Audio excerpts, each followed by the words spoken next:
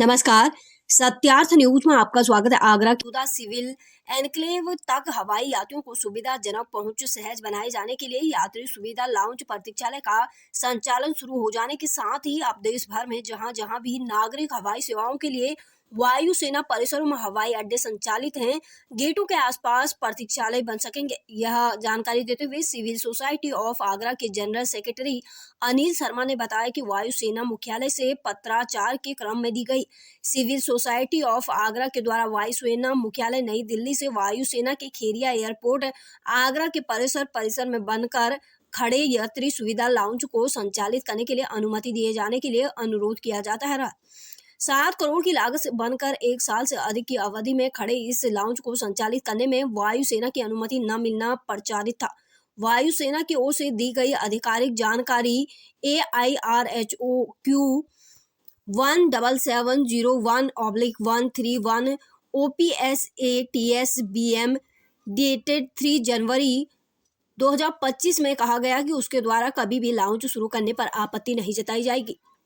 जिला प्रशासन और AAI के साथ इस मुद्दे पर कई चर्चाएं हुई हैं और लाउंज के संचालन के तरीकों और साधनों का सुझाव दिया गया। सिविल सोसाइटी ऑफ आगरा का कहना है कि उसे प्रसन्नता है कि अब लाउंज शुरू हो चुका है।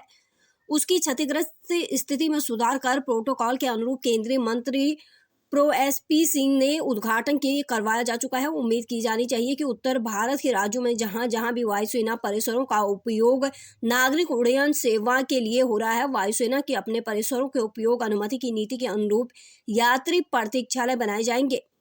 सिविल सोसाइटी ऑफ आगरा का अनुरोध है कि एयरफोर्स स्टेशन आगरा के अर्जुन नगर गेट के बाहर QR कोड युक्त हिंदी व अंग्रेजी में सिविल एनक्लेव प्रशासन के द्वारा एक सूचना पाठ लगवाया जाए, जिसमें यात्री लाउंज तक पहुंच की जानकारी देने वाली सूचनाएं और संबंधितों के मोबाइल नंबर अंकित हो। जानकारियों युक्त सूचना पाठ के अभाव में अनेक यात्रियों को मुश्किल का सामना करना पड़ता है। इस प्रकार के सूचना पाठों के लिए प्रयोजकों को सहजता के साथ ढूंढा जा सकता है। यूपी टूरिज्म और भारत सरकार के पर्यटन मंत्रालय की वेबसाइटों पर भी यात्री लाउंज संचालित होने व उसके उपयोग संबंधी सूचनाओं को अपलोड कराया जाए। सिविल सोसाइटी ऑफ आगरा का कहना है कि आगरा के नागरिकों और पर्यटकों के हित में जो भी फ्लाइट यहां से संचालित है, उनकी रीजनल एयर कनेक्टिविटी योजना के तहत दी जाने वाली सुविधाओं को 2 साल तक और बढ़ाया जाए। योजना के तहत ही नई फ्लाइटें भी आगरा के लिए चलवाई जाएं। दक्षिण भारत के केवल बेंगलुरु और हैदराबाद महानगर ही वर्तमान में आगरा से एयर कनेक्टेड है, जबकि धार्मिक पर्यटन बढ़ने से कई अन्य महानगर को एयर कनेक्टिविटी दिए जाने की आवश्यकता है। आगरा से संवाददाता वसीउद्दीन की रिपोर्ट।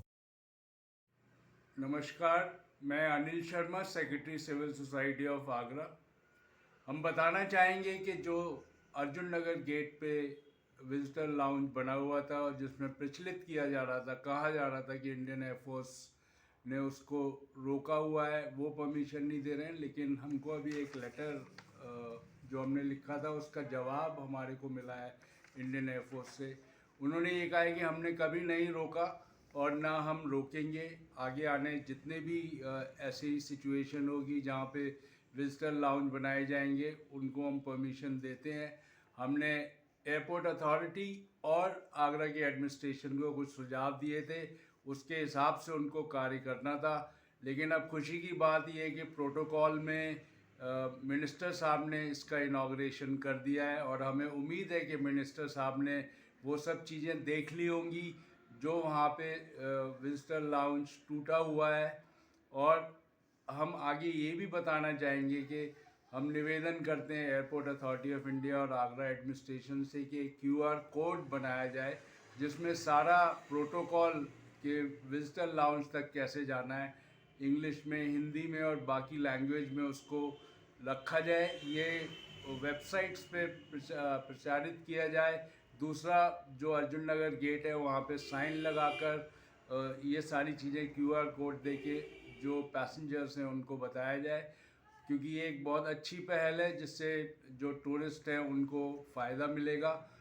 और तीसरी हमारी डिमांड ये है कि जो रीजनल कनेक्टिविटी स्कीम है उसको 2 साल के लिए और बढ़ाया जाए, क्योंकि इससे आगरा के लिए बहुत फ़ायदा होगा। जो फ़्लाइट्स जो बाकी एयरलाइंस नहीं आ रही है वो भी एयरलाइंस आएंगी। धन्यवाद।